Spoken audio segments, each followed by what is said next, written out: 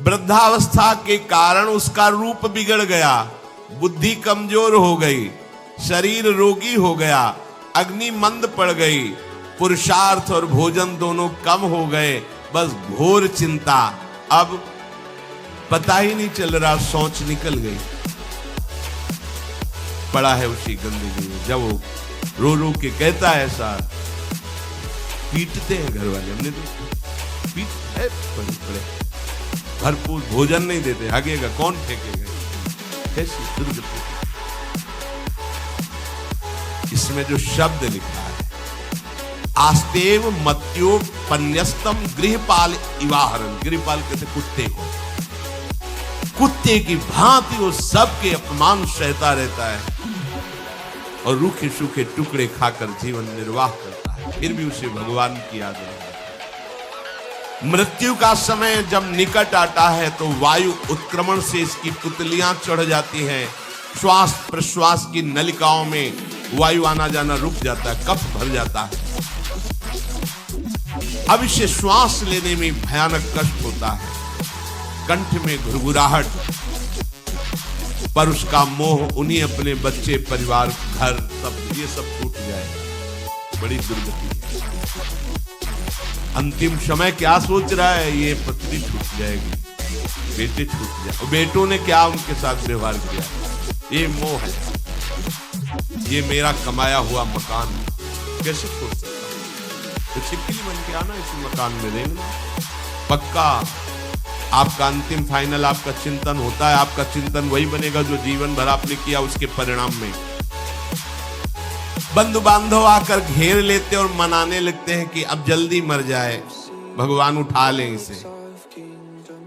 मृत्यु पाश के वशीभूत महान कष्ट को भोगता हुआ अपने परिवार का चिंतन करता है। वो मूड ये भी नहीं सोच पा रहा कि अगर अंतिम समय कृष्ण बोल दूं, राधा बोल दूं तो काम बन जाए।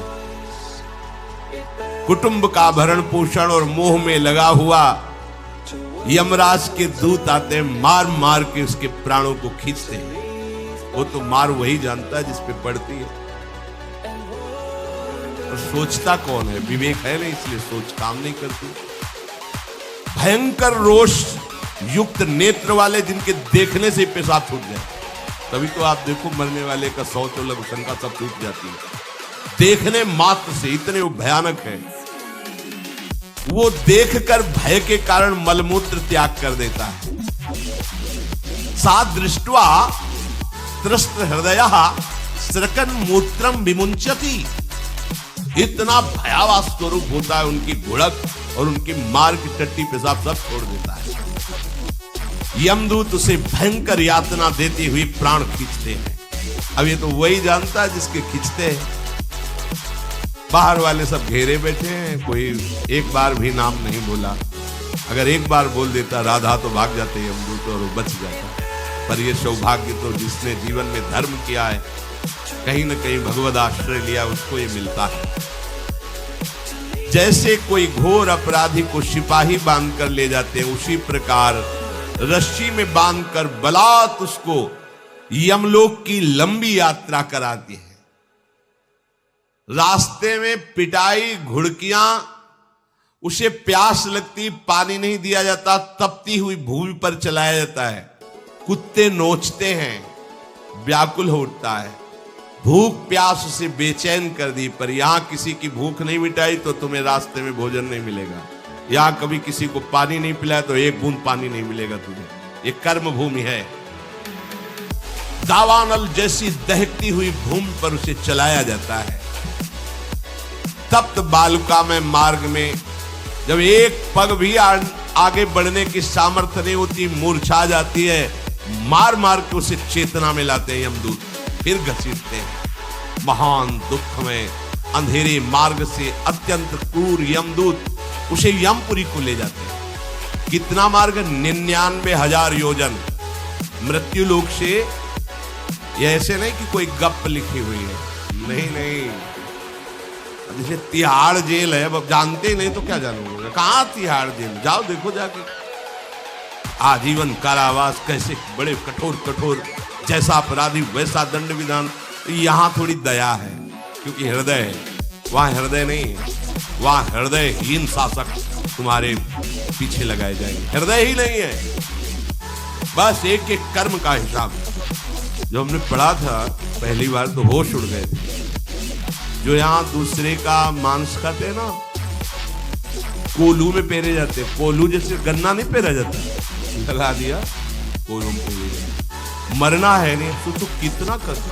फिर इसके बाद शमशी से मांस नोच कर उसे खवाया जाता, होश में हो जाता।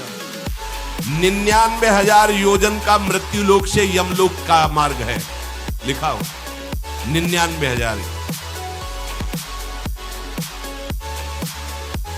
योजनानाम सहस्राणि नवतिम नवचाध्वनः त्रिभिर्मुहूर्तैर्द्वाभ्याम वा नीतः प्राप्नोति यातनः। एक योजन का मतलब 4 कोश, 99,000 योजन। इतने लंबे मार्ग को 2 या 3 मुहूर्त में तय करना, दौड़ा के 2 या 3 मुहूर्त, बहुत कम समय। फिर वहां पहले से तय, इसको इस नर्क में डालो, इसको इस नर्क में। वहां इतना समय, थोड़ी भीड़ लगी है। जैसे अपने एक फोड़ा हुआ तो अपने इतने कष्ट समझते, अस्पताल जाओ देखो चीख लगी, किसी पैर टूटा, किसी कुछ, ऐसे ही वहां सब हिसाब हो रहा है। उसको धधकती हुई लकड़ियों में जलाया जाता है, कहीं दूसरों के द्वारा काट काट कर उसको उसका ही मांस खिलाया जाता है। यमपुरी के कुत्तों के भयानक दांत होते हैं, जिंदा, अब मरना है नहीं वहां। भयानक गिद्धों के द्वारा आंतें खींची जाती है। यहाँ सांप बिच्छू डांस जिसको मारा है, वहां भयंकर रूप रखकर उसका खून पीते हैं। हिसाब है बहुत होश में। यहाँ तुम किसी के शरीर को काट दो तो मर जाएगा, वहां ऐसा नहीं होता। वहां बार बार काटा जाएगा, मरोगे नहीं, पीड़ा वैसे ही होगी। बड़े भयानक कष्टों को भोगता है। तामिस्तंध तामिस्त रौरव आदि नरकों को भोगता है। हे माता, भगवान कपिल देव जी कहते हैं, जो पुण्य आत्मा लोग होते हैं स्वर्ग आदि में जाकर पुण्य भोगते हैं, लेकिन दोनों को फिर गिरना होता है, क्योंकि वो भगवान का भजन नहीं किए, इसलिए पुण्य भोग कर मृत्यु लोक आते हैं, वो पाप भोग कर नरक से मृत्यु लोक आते हैं। माता जब उनके भोग संपन्न होते हैं नरक आदि के, अब वो जन्म लेते हैं फिर यहां। ध्यान से सुनना, जब जीव को मनुष्य शरीर में जन्म लेना होता है तो प्रकृति में वर्षा के साथ आता है, प्रकृति में वर्षा के साथ आया, और फसल में मूली गाजर गेहूं अन्न, इनमें वो जीव प्रवेश करता है और उसे माता पिता दोनों पाते हैं। तो सप्तम धातु वीर के रूप में परिणित होता है जीव। वो वीर कण के रूप में माता के उदर में जब प्रवेश करता है तो एक रात्रि में मां का और पिता का, दोनों का वो जो वीर मिलता है, उस रज और वीर के मिलने से एक कलल सा बनता है। 5 रात्रि व्यतीत होने के बाद एक बुदबुदा सा बनता है। 10 रात्रि व्यतीत होने के बाद एक बेर की सी आकृति होती है। फिर उसके बाद उसमें धीरे धीरे मांसपेशियां बढ़ने लगती हैं। 1 महीने में उसके सिर निकल आता है, 2 महीने में हाथ पांव अंगों का विभाग होता है, 3रे महीने में नख रोम अस्थि चर्म स्त्री पुरुष के चिन्ह प्रकट हो जाते हैं, 4 महीने में मांसादि 7 धातुएं प्रकट हो जाती है, 5वें महीने में चेतना जागृत हो जाती है। जैसे अपने चेतना, ऐसे 5वें महीने में गर्भस्थ शिशु की चेतना जागृत हो गई। जीव है पर चेतना 5 महीने बाद मां के गर्भ में जागृत। अब उसे भूख लगती है, प्यास लगती है, वहां की तापमयी जलन पीड़ा, छोटे छोटे कीड़ों के द्वारा काटना। 6ठे मास में झिल्ली से लपटा हुआ मां की दाहिनी कोख में कीड़े की तरह तड़पता है। उस समय माता को कड़वे और खट्टे पानी की लालसा होती है, जिससे उसके अंगों में जाकर भयंकर जलन होती है। यह है भोग। वो कृमि कीड़े की तरह तड़पता है। मलमूत्र के गड्ढे में बीच में झिल्ली में बंधा हुआ वो जीवात्मा सुकुमार तो होता है, वहां के कीड़े उसे नोचते छोटे छोटे, वो तड़पता है। माता प्रसन्न होती कि जब बच्चा हिलता है, बोले है उसकी दुर्गति हो रही, वहां भयंकर कष्ट पा रहा है। ऐसा क्लेश होता है कि क्षण क्षण में बेहोश होता रहता है। माता के खाए हुए कड़वे, तीखे, गरम, नमकीन, रूखे, खट्टे, यही पदार्थ पाने की इच्छा होती है माता, क्योंकि उसको भोग भोगना है। उसके कोमल शरीर में भयानक पीड़ा होती है जब माता ऐसे पदार्थ खाती है। गर्भाशय की झिल्ली में लिपटा हुआ, आंतों और मलमूत्र से घिरा हुआ सिर, पेट की और पीठ और गर्दन एक कुंडलाकार, ऐसे कंकड़ जैसा, ऐसी आकृति गर्भस्थ शिशु की होती है। पिंजड़े में बंद पक्षी के समान पराधीन, ना तो वो हिलडुल सकता है ना बोल सकता है, बड़ा असमर्थ दुख को भोग रहा है, चेतना पूरी है। इसी समय भगवान द्रवित होकर उसे ज्ञान देते हैं, गर्भस्थ शिशु को, सबको। जी उसे ज्ञान होता है तो सैकड़ों जन्म के कुकर्मों से याद आते हैं, सैकड़ों जन्म के। ओहो, ये मेरे कर्म का ही फल, मैंने ऐसे कर्म किए इसलिए दुख भोग रहा हूं। बेचैन हो जाता है, कैसे निपट पाऊंगा, सैकड़ों जन्म के कर्म जमा है। अब महान अशांति उसके हृदय में, उस शरीर में भयंकर पीड़ा। कुंडलाकार शरीर है, हिल भी नहीं सकता है, बस कीड़े काटते, बड़ी तड़पन, बड़ी जलन, भूख प्यास की जलन। अब एक और भयानक जलन हुई, उसे स्मरण हो जाता है कई जन्मों के, सैकड़ों जन्मों के पाप कर्मों का। 7वां महीना आरंभ हुआ कि ज्ञान का उन्मेष हो गया। अब प्रसूति वायु उसे चला रही है, तड़पता है वो। सप्त धातु में स्थूल शरीर से बंधा हुआ वो जीव भयभीत होकर के पुकारता है, अगर कोई भगवान है तो एक बार मुझे यहां से निकाल दे। वो विनय करता है भगवान, कोई अगर भगवान है जिसने मुझे इस बंधन में डाला है, एक बार निकाल दे, यहां से जाके केवल भजन करूंगा।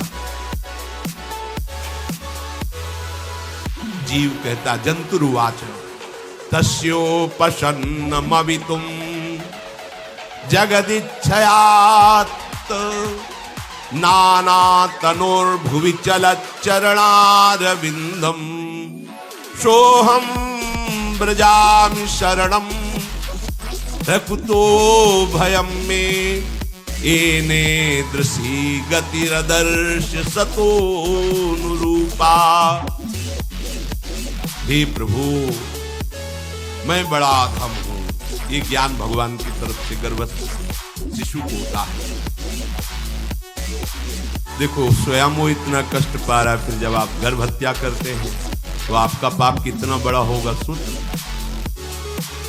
सब माताओं से विनय है, संयम से रहो, सावधान रहो। ये हत्या ऐसी नहीं कि तुम्हारे दान पुण्य से क्षमा हो जाएगी। ये जो भ्रूण हत्या है, गर्भ हत्या है, बहुत बड़ा पाप है। आप लोग अज्ञान के कारण इसको ध्यान नहीं देते, इसे खिलवाड़ समझते हो। कितना ज्ञान है। बेटी ही मां है, बेटी ही बहन है, बेटी ही पत्नी बनती है, बेटी ही किसी के जीवन को धारण करने वाली बनती है। और आपने गर्भ में देख लिया बेटी है, तुम स्वयं मां होकर उसका साथ दे रहे हो, उसका नष्ट करने के लिए। मतलब बात ही समझ में नहीं आती, क्या बुद्धि भ्रष्ट हो गई। अगर पुरुष का इतना महत्व है तो बेटियां ना हो तो तुम्हारी कौन सी गति होगी, सोचो जरा। जीना मुश्किल हो जाएगा तुम्हारा। तुम पुरुष किस काम के रह जाओगे। तुम्हारा अर्धांग काट दिया जाए तो तुम कैसे होगे। स्त्री स्वरूप अर्धांग है। जिस घर में एक मां बहन नहीं है, स्त्री स्वरूप नहीं, श्मशान जैसा वो होता है। ध्यान दीजिए, ये बहुत बड़ी गलती है जो अपनी बेटियों की हत्या करते हैं। ये वो पाप है जो अक्षम्य अपराध है। स्त्री हत्या करना शास्त्रों में बहुत बड़ा पाप कहा गया है। फिर वो तो बच्चा है, बिल्कुल नहीं। जिनसे हो गया है, श्रीमद् भागवत का सप्ताह मूल संस्कृत से सुनो और भगवान से प्रायश्चित प्रार्थना करो कि हे नाथ, भूल से गलती हो गई, दूसरा कोई उपाय नहीं। ध्यान से समझ लीजिए। तुम्हारे भ्रूण हत्या, गर्भ हत्या के पाप को नष्ट करने में एकमात्र श्रीमद् भागवत समर्थ है, दूसरा कोई नहीं। कोई दान पुण्य तीर्थ स्नान तुम्हें क्षमा नहीं कर पाएगा। यह ऐसा महापाप है। अगर हृदय में जलन करके और मूल संस्कृत के द्वारा पूरी 7 दिन में भागवत श्रवण की जाए नियम से, तो भागवत समर्थ है, इस हत्या के पाप से भी आपको मुक्त कर देगी। जिनके ऐसे हत्या हो गई हो करवा लो, नहीं तो बुद्धि आगे भ्रष्ट करके तुम्हें हरि गुरु से विमुख कर देगा।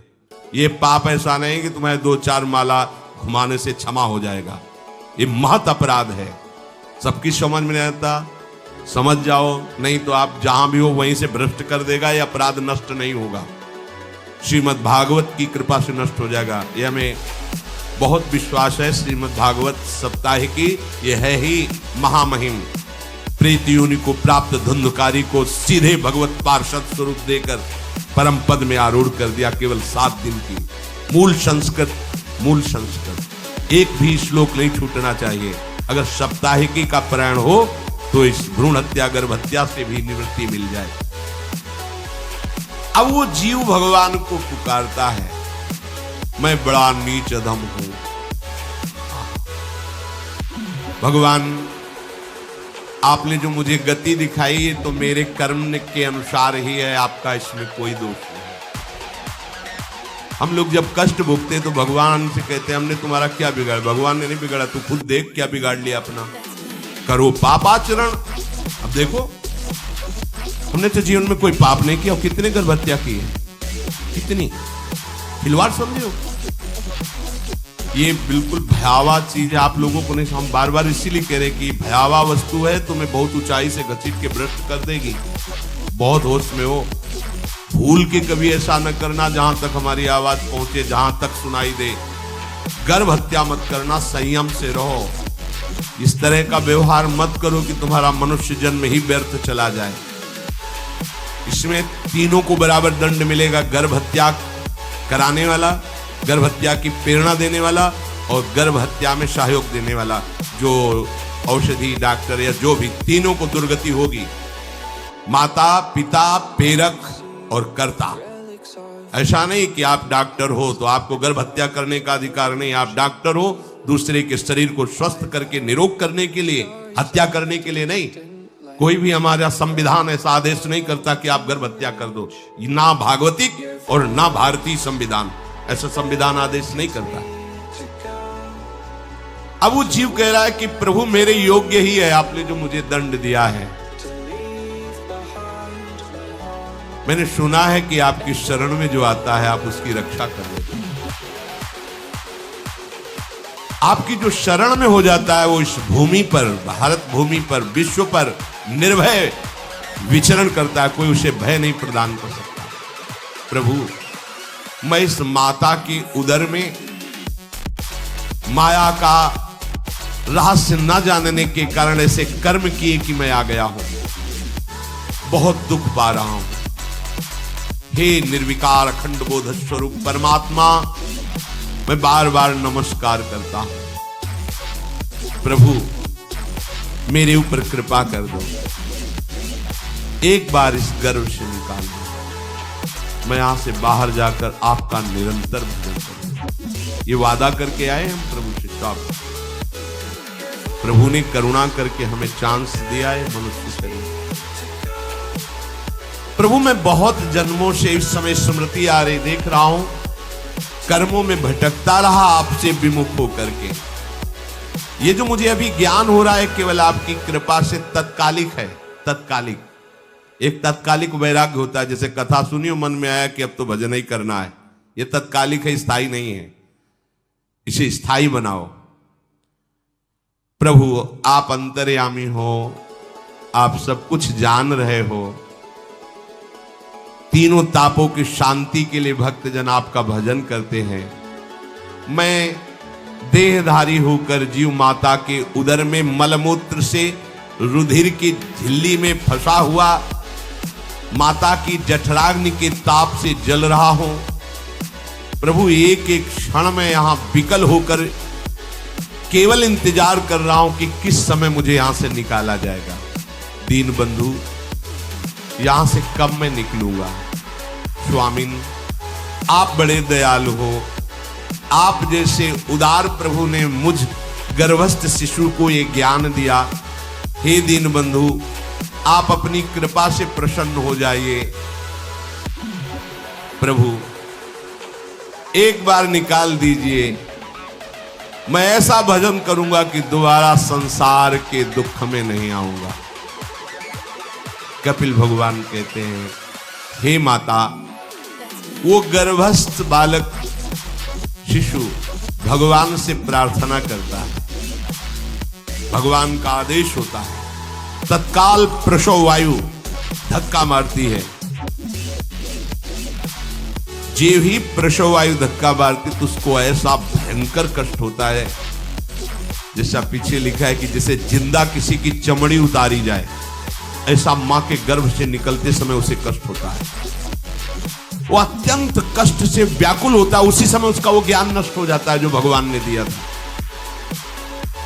उस समय उसकी श्वास की गति रुक जाती, जैसे किसी का गला दबा दिया जाए तो कैसा लगे। ऐसी ही पूरी भागवती की स्मृति नष्ट हो गई। होश आया तब देखा कि वो बाहर पड़ा हुआ है, माता के उस मलमूत्र में सना हुआ बिष्ठे की कीड़े की तरह। गर्भवास में जो दिव्य ज्ञान प्रकट हुआ था भगवान की कृपा से, वो सब नष्ट हो गया। भूमि परत भा ढाबर पानी, तिम जीवे माया लपटानी। चेतन आई तो रोने लगा। वो ज्ञान कहां गया? वो ज्ञानदाता कहां गया? वो कहता कहां? बोले थाली बजाओ, बच्चा हुआ है।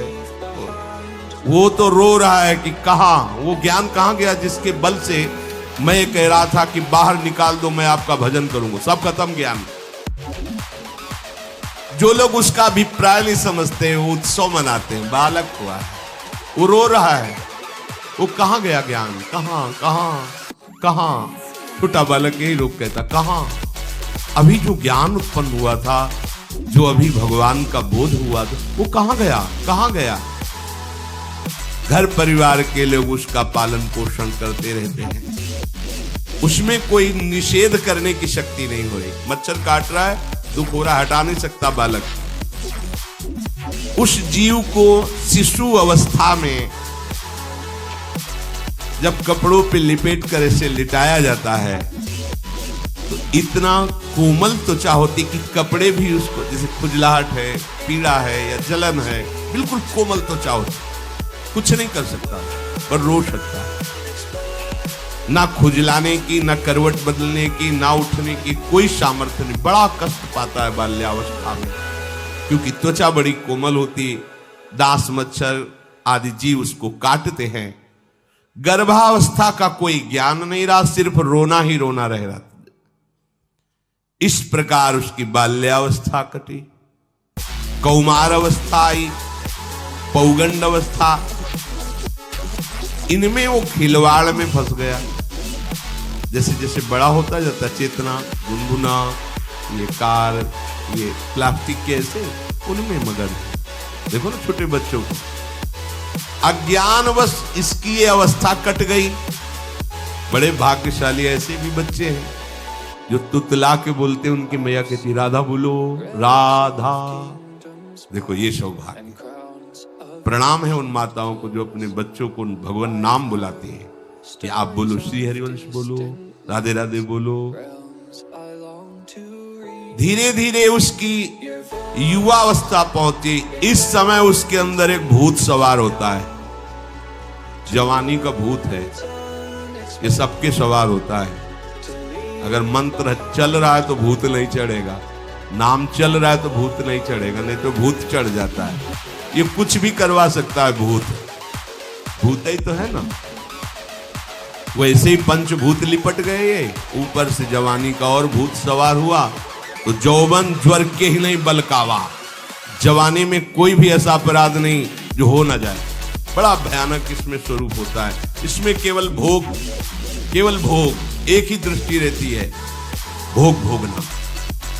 अज्ञानवश जब भोगों की प्राप्ति में बाधा पड़ती तो भयंकर वो क्रोध करता है, शोकाकुल होकर हिंसा कर बैठता है। जैसी घटनाएं सुनने को मिलती हैं, राक्षसी घटनाएं, ये भूत है जवानी का। जहां कामना में बाधा पहुंची, क्रोध, क्रोध में वो समझ नहीं पाता कि मेरे जैसा ही प्रिय शरीर उसका है जो मैं वर्ताव कर रहा हूं। जैसे जैसे देह बढ़ता जाता है, पुष्ट होता जाता है, वैसे वैसे भोग वासना और अभिमान बढ़ता जाता है। वो काम परवश होकर अपना नाश करना शुरू कर देता है। यौवन वो फिर खोटी बुद्धि वाला वैसे ही पाप करने लगता है जिन पापों के कारण उसकी दुर्गति हुई थी, नरक आदि की, और मां के गर्भ में आया था।